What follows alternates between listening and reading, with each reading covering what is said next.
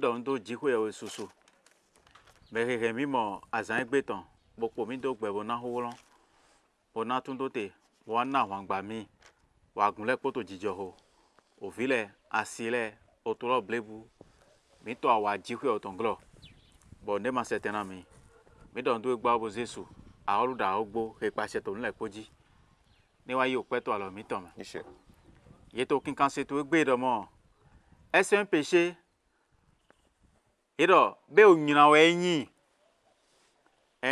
na nyonu ore na da fogbe to godo ore na so ton e ba si o we aton koton to gbeji.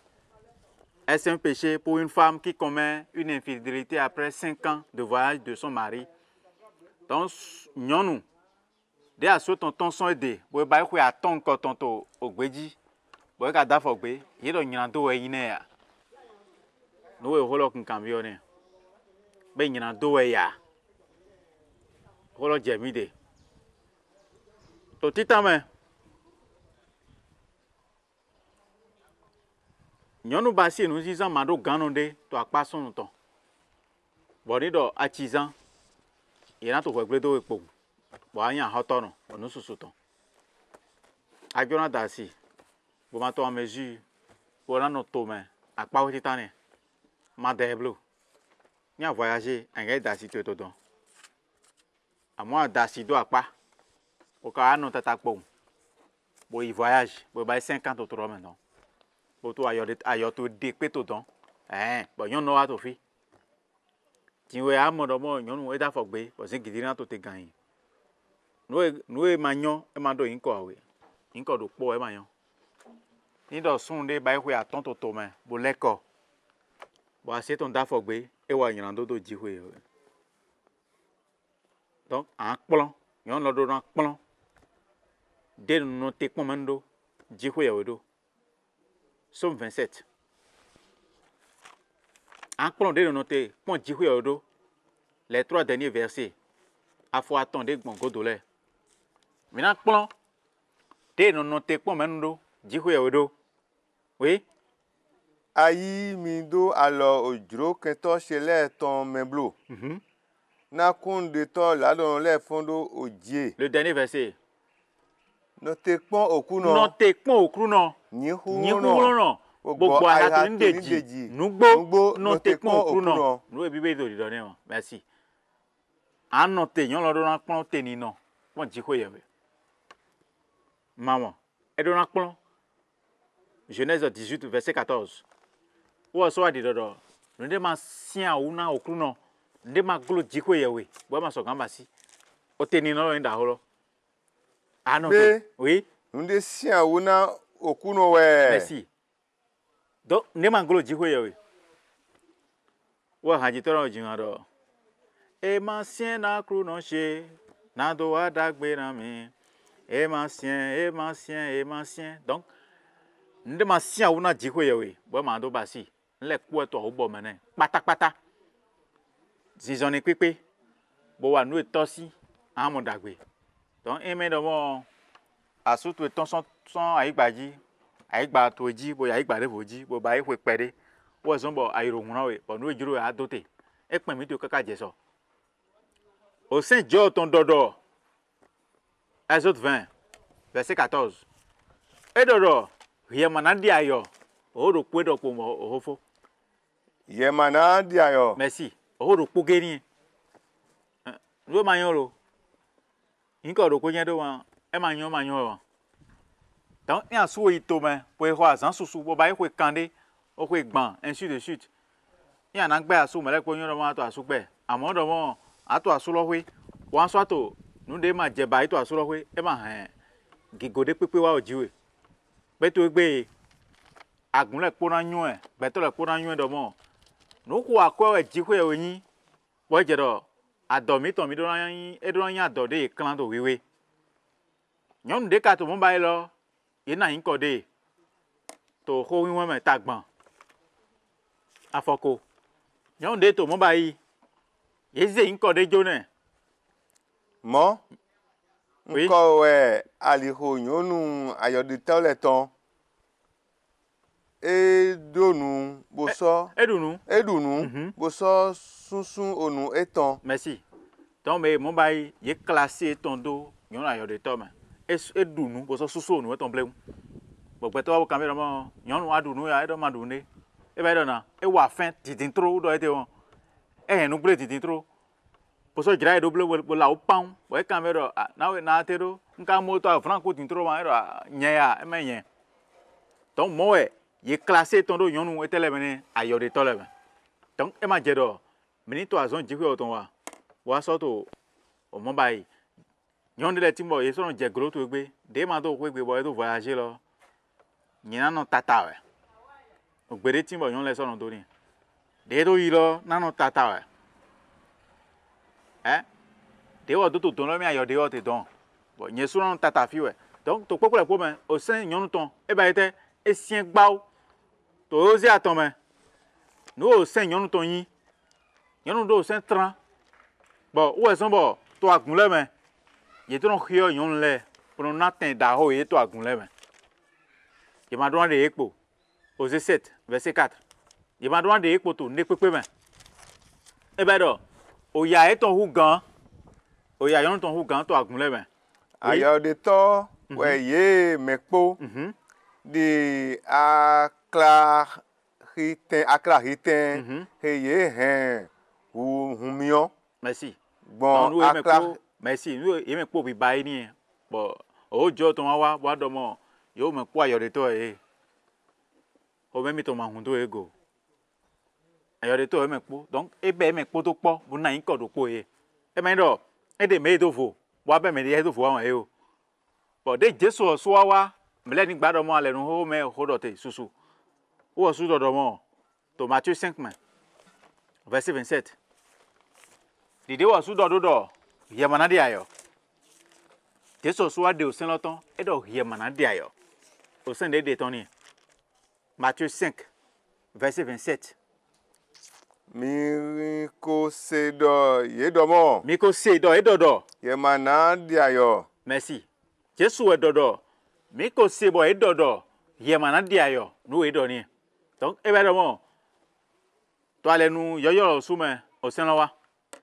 To Hebrew ton me tawiaton afo ene o so a hore dogbon flen tan yon de pepe de no na hu no de no na ye de do asuke oton no ejiro ensu hen na bayi awon de jiro mi hen na pan do so to awon pan don yon lo to ere klo oui mi hule masa ko panu kon. Mi ule ma sa ko panu kon. Mi ule ma sa ko panu kon avun. Hébreu chapitre 13 verset 4.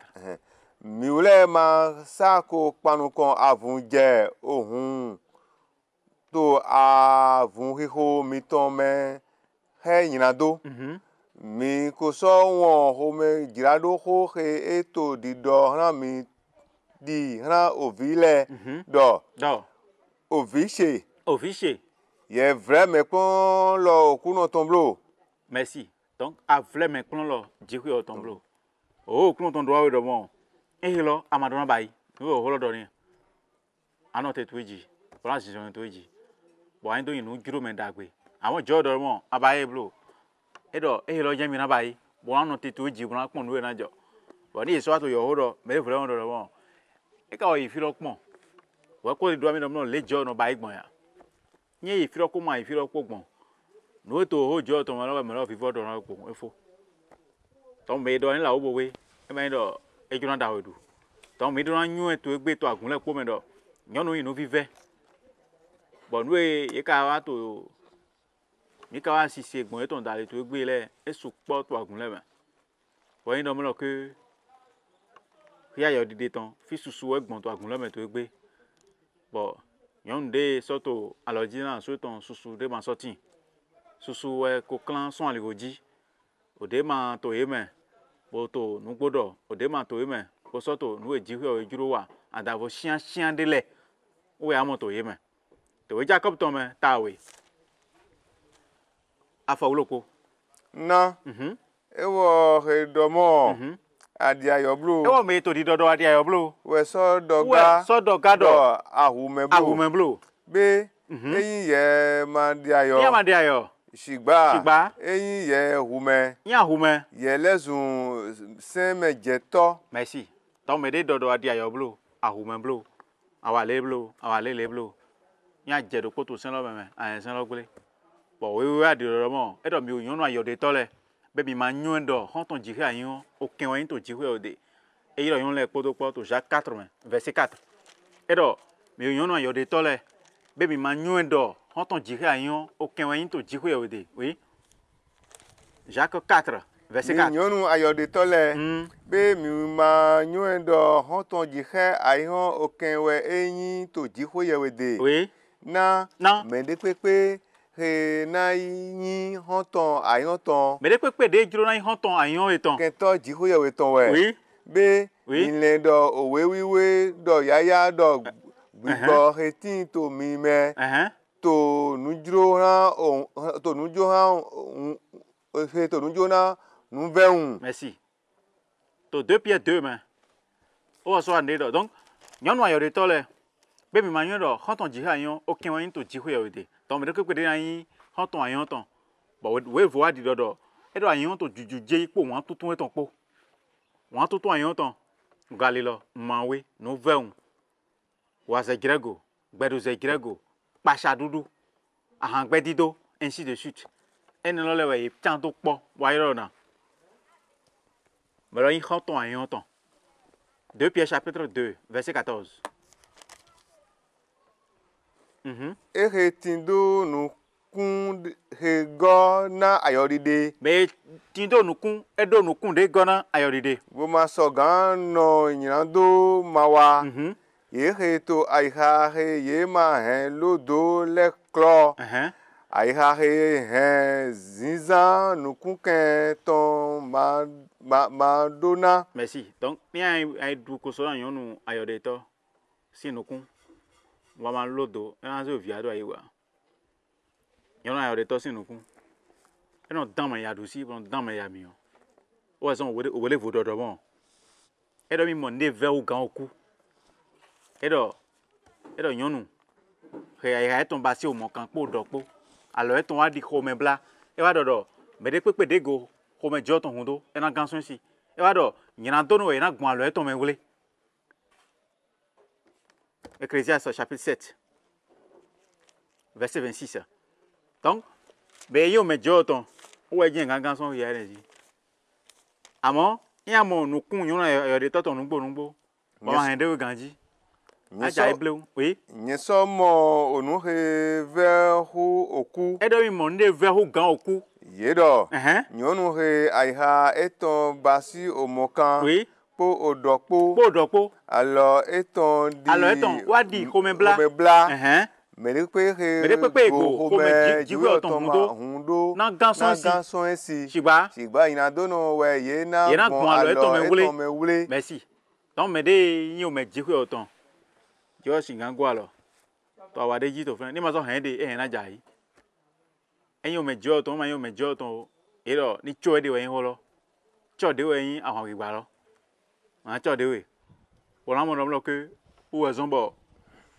we do to fi de flan si je me trompe pas nko ria o den pere e do apôtre Paul we to ho do 1 Corinthiens chapitre 13 verset 11 edo ore na nyetin to yokpo nyeno wandi yokpo nyeno lendi yokpo nyeno season di yokpo amo de won lesun sunu nko jo yokpo le kodai tinvie nwa to nu bleble oui we na nyetin yokpo ore na tin yokpo nyeno do hodi yokpo de no do hodi yokpo de nyeno tun di yokpo nyeno lendi yokpo sigba we na yen lesun sunu jo yokpo le kodai divie na divie mito numo blele merci no we lo ni tin to numo mito numo papa o so mo mere on do mo ma so to tapo ni ba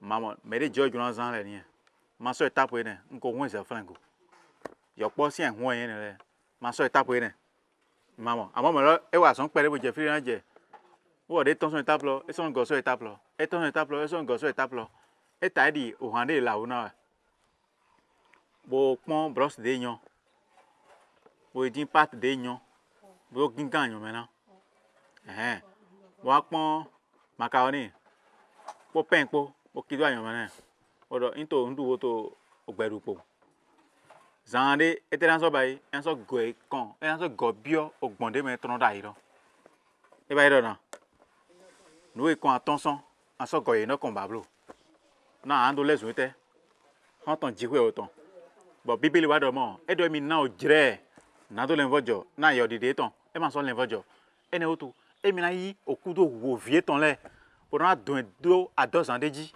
à 2 ans o gene no ji Apocalypse chapitre 2 à partir du verset 21. Et mi ne o jire na do len vojo na yo dide ton e do ma len vojo ene otu e mi na yi okudo wo vie ton le pour na do à 2 ans de ji reji ma ga fonte gbere yin so na o jire e wo na do ne vojo na o galilo ton utu e ma so ne vojo ba doa yego yin na do à 2 ans de ji na do à 2 ans de ji podo yin na be ye he to ayode le bio nu kun bibia da ho me merci no e hojo ton di do ne Apocalypse wa do no ya wa di do e mi na Apocalypse lo me kan Apocalypse lo wo no Johanu wo kan wo lo bo e di do here Johanu lo we do mo e mi na o jire na wa ayode toro do ndo len vojo wo yan dan de gbo Ezekiel bo asie ton do to ayode egbeso bo hojo ton wa de do mo e do na si to do fi de pa wan je pe je man ka do alote na wa do nde yin here Ezekiel ja siro de do na kan cho siro do na Ezekiel do mo àwọn pan te ko jiwe o ko de wa ya o jo ton gbonu globo wa Ezekiel de do mo na wa si to egbe ma so mo amahara via vi ama ko nu ato mo de wa ne pipe lo ndo mo na la o bo lan sa nu ganji bo lan sa si sa nu kun to na si se bo na to aya je bo Ezekiel nugbo ojo ton wa e ma den pere o rose asiroku bo mele wa Ezekiel de na nevo wa mo Ezekiel to nuko bo la o ganji o to nuko e kan Ezekiel mo jijo ton ya amaka ko ndo mo ne e wa mo to ran asiro e ku e do ojo ton gbela mi do mo ma via viulo ma to ya je pon don e ba do mo popule po anu bayi azan do po tin bo yan azan jiko e o ton gbegbe aja lojo ton ma e ma se fe ene otu o kan le vojo ton e to te na me lepo jo ma gbe me dai e ba do mo me he lo wa yan do yan si se dran e ma mo no ye yi ro me po holan le vojo kan ni do mo be wa yan do ye ma ga kia lo yi me lo e be yo ho ma do valeur ba ni ye ma go me wa yan do yi bo e do mo fi de un pa wan je pe ma so ran ba yi ba ni ma gwa alo ye ma ke alo won yi me lo be yan do yo ho ma do ye de pe to agun de pe jiba donc yo ho lo yan do no wa na mi u yan do le ton yo ho bo no ba ye da ye do ho do ji na le nu pon e ma do mo de no jo to agun le ji do ho ti we do flan wo so bo de ko ma don di ke ho ton pali no yo do to ma ga do ho tu ne ni gbe do no chapitre ko verset ko don ena ma ga do ho tu ne o Jesu don je na do ma ni na do ho to we e ba do ma do we ta ni yo do to na do ho to we e na do ho ton po amo ma do chapitre he ko verset he ko e do mo bo ye hu mo ya to no pepepe donc c'est un peu ça to ko la po ma e de kan je do we bo inu jiro me dagbe to no kan ton zone mi ton le ni mo de ji o ton o ho gbe mi ton le ni de ji o ton asuche o e to me nga ba ko gban to mo e ma ni do mo wo ndo hun la nga bi o to wa na note ina gbe asu mo le ko ro me e gbe asu bo ngena e pladron me de photo amo do mo asuche to ma e to ko zi kan mi to ko yi nsɔtɔ afɔdogbe eyo bɔn mina gbɔn fi bɔ na fue wɔna dɔ na sun lɛ ɔsu kpakpa dɔ nyɔnu ma yi nyaga kpo bɔlu bɔn edron da ehun de ada nyɔnu lɔ bɔ yi tome bɔ dzo do na wɔ doklo kpo atɔ de nyɔnu lɔ teto fi bɔ ama di sun ni sɛ kpɔ yɛsu kpakpa bɔ wɔn ho ga yɛsu mɔ nɔmɔ dɔn bɔn yɛsu ɔma sɛ kpɔ mɛ de kpekpe dɔn ebe dɔ na nyɔnu lɔ ma nya ahɔ tɔrɔ yɛsu ɔma nya ahɔ tɔrɔ àmọ́ yìí dọ̀mọ́ amọ̀húwọ́ bọ̀dọ̀mọ́ òde àwẹ̀ àǹkọ́tọ̀ àtọ̀nkọ́tọ̀ jítò tó ń yá ẹ̀ tẹ́pọ̀ bọ̀ sí kọ́ ẹ̀ sí òrò ṣúgá ní wàá tó lọ́mẹ̀ náà mìíràn nọ̀pọ̀ àmọ́ ní àjò ètò dé wẹ́ẹ́ dọ̀dọ̀ kàn tó pọ̀ sùnù pò yọ̀nù pò tán mẹ́lọ́ tí yẹn mọ̀ nù sìgá ẹ̀ má nù pọ́n àmọ́ gbègbè ẹ̀zẹ̀ sìgá dòdò mọ́ náà bọ́ ẹ̀ nù lé bọ́ adẹ́sẹ̀ bọ́ ẹ̀ gọ̀manu náà sẹ̀ dò pọ̀ sí àwọn èsì àtọ̀ mímọ́ dé ẹ̀ náà jùlọ mẹ́rọ bọ́ ẹ̀ kàn tó pọ̀ yọ̀nù pọ̀ sùnù pò tè ètè ní ẹ̀ máa o kàn tó pọ̀ sùnù pò yọ̀nù pò pọ́n mìíràn mọ̀ ẹ̀ máa dò fi vẹ́ ẹ̀ nẹ̀ dé àmọ́ ẹ̀ kàn tó pọ̀ òtí ìhùrà dò pọ̀ bọ́ ayé tó mi bá ẹ̀ hùwẹ̀ dò pọ̀ hùwẹ̀ àtọ̀ hùwẹ̀ ẹ̀ hùwẹ̀ àtọ̀ ẹ̀ bá dọ̀ òhìá kàn tó pọ̀ tán ẹ̀ náà wà yọ̀nù lọ mẹ́ ní ẹ̀ máa dò hẹ̀ wà yàn tó tẹ́ pọ́n bọ̀ wọ́n hó bọ̀ mọ̀ kó ẹ̀ tó lọ mẹ́ tán òzẹ́nẹ̀ dọ̀ yọ̀nù wà nù àkpàtsẹ̀gá na wọn tuntun ní gba tí jésù náà dọ́ra gbẹ̀tọ́ lẹ̀ kpó hallelujah. Hallelujah.